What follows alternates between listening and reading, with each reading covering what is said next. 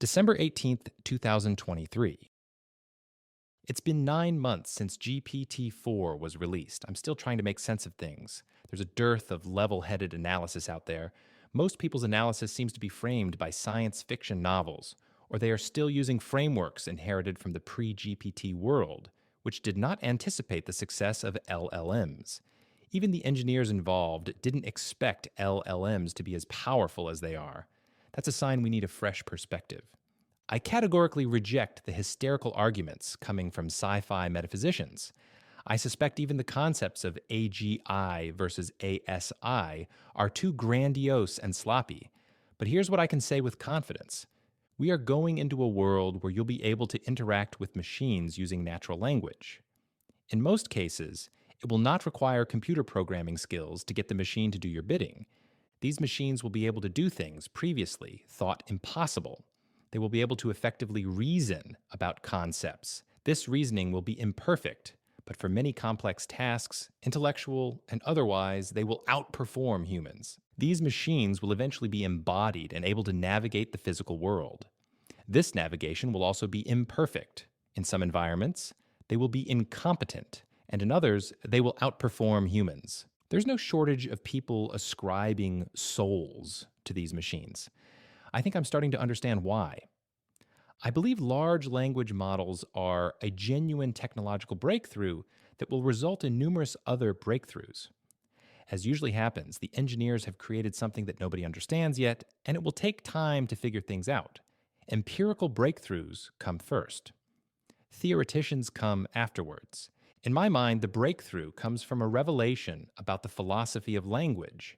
This revelation is so incredible and counterintuitive that people find it easier to claim the machine has a soul than to update their philosophy of language. In fact, I expect the only people who are nonplussed by the power of LLMs are those with a soft spot for occultism of some sort, those who think words are magical. Let me explain. The core of the LLM is pattern finding and filling, the basics of which already exist in word processors. For example, a word processor can easily tell us how many specific words are in a text.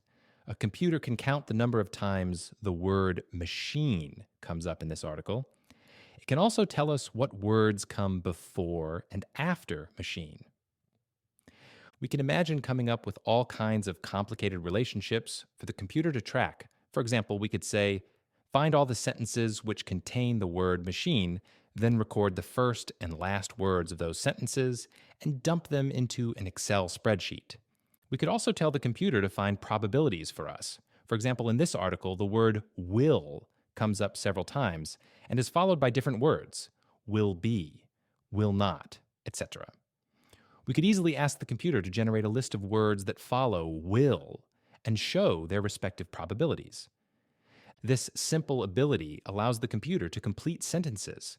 Imagine we load a massive document into the word processor, say every forum thread and social media post on the entire internet that discusses the Bible. We might tell the computer to find a bunch of patterns within this massive pile of words and ask it to provide the most likely word that finishes the following sentence. In the beginning, God created the heavens and the blank. If the computer spits out the correct answer, Earth. Nobody would be surprised. It's not magic.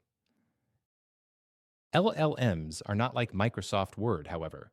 They are trained on unbelievable amounts of information, large percentages of the entire internet, which costs millions of dollars. With this much text input, LLMs become more magical when we ask them to produce novel sentences for us. Instead of asking it to complete a well-known sentence, we ask it to create something new. Poetry is one popular example. I know it's overused, but it really does demonstrate something incredible about LLMs. So for illustration, I've asked GPT-4 to create a 10-sentence limerick that summarizes the entire biblical story. It responds, "In Eden's garden, all was fair and bright, till man chose wrong and lost the path of right. Prophets foretold a Savior pure and true to guide the lost and make all things anew. Born in a manger, under stars' soft light, Jesus taught love to conquer darkest night. On the cross, his life he did resign to save all souls, a sacrifice divine. The tomb found empty, he rose to the sky, a promise of hope for you and for I. How can the LLM do this when it's never been trained on biblical limericks before? How does it understand what rhyming is? How does it know the general rhythmic style of a limerick? How did it know the core concepts of the biblical story to choose? These things were not directly programmed into the machine. If we put metaphysics aside for a moment, we can say this is a demonstration of some form of a high level understanding of concepts.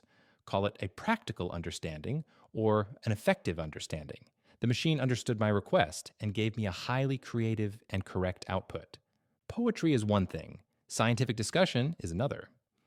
I've had lots of high level philosophical and scientific discussion with GPT 4, and it does a great job. It can effectively follow along with better than average conceptual nuance. It can effectively reason and even recognize logical fallacies. It's not perfect, but it's already shockingly good. This shouldn't work. I have oversimplified the way these machines are trained, but the essential mechanism is correct. They really are just probability machines trying to create strings of symbols that you'll find acceptable. It is natural to think that a mere word machine cannot truly understand the meaning of our concepts, at least not in the way humans understand them. Understanding is very abstract, very personal. Grasping and comprehending abstractions feels like something we do within our souls. I think this is the reason people are attributing souls to LLMs. The computer seems to understand what we are saying in a way we have only encountered with other humans before. Humans are, of course, people who have goals, plans, ambitions, personalities, and consciousness. So LLMs are instinctively categorized as the same kind of entity. We've never encountered this ability separate from a mind before. But alas, LLMs are not people. We have not created Frankenstein. We don't have any reason to believe the machine is conscious or in possession of a mind that is similar to a human's. It appears to be exactly as designed, a word machine and nothing more. Instead of speculating about ensoulment, I think we need to update our philosophy of language. It turns out a whole bunch of stuff is encoded in our language. So much, in fact, that by tracking patterns in our language, a mindless machine can effectively reason through concepts.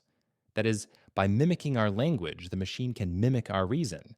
This ability did not come from understanding the meaning of individual words in isolation. It didn't come from, as with a human, receiving extra linguistic training from a parent who can point at objects to give them ostensive definitions. No, it came from analyzing a massive amount of words on the internet, the patterns within our language, across our sentences, the mathematical patterns of the meaningless symbols themselves are so strong and definite, a machine is able to imbibe them and gain the ability to use natural language. Let me repeat, there is so much abstract structure in our language. The patterns are so overwhelmingly clear, consistent, and objective that by mindlessly figuring out the probability of one symbol following another, a machine can effectively reason better than the average person for a large number of cases. Extraordinary. There's an analogy to atoms and molecules here. Imagine each word is an atom and each phrase a molecule. Those molecules can combine with others to form sentences, paragraphs, and other word forms. Now imagine the computer has the ability to store, say, 1,000,000,000,000 such word forms for reference. 1,000,000,000,000 identifiable and repeatable patterns and connections between words. That turns out to be roughly analogous to what GPT-4 does. And 1,000,000,000,000 plus patterns is apparently enough to find high-level embedded patterns of reasoning among the words. I can hardly imagine a more mind-blowing idea in the philosophy of language, which is why I claim only the occultists might be unsurprised. Language seems to be a sort of intermediary between the abstract world and the physical world. There are the underlying physical words, the ink on paper, or bits on a hard drive. Then there are sentences, higher level patterns of words. These sentences encode higher level patterns, concepts, forms, abstractions, and logical structures, all of which are equally objective and real. They are so real, a mindless computer can detect them and even use them for understanding the world. It's perhaps the clearest demonstration of Platonism ever. There's a lot more to say about the subject, but this article is long enough. I hope this contributes to more sane discussion about AI. Before LLMs, our language could only be understood by other sentient beings. We need to recognize this is not because, in principle, understanding language requires sentience. We now have an empirical demonstration that a sufficiently advanced calculator can do it too.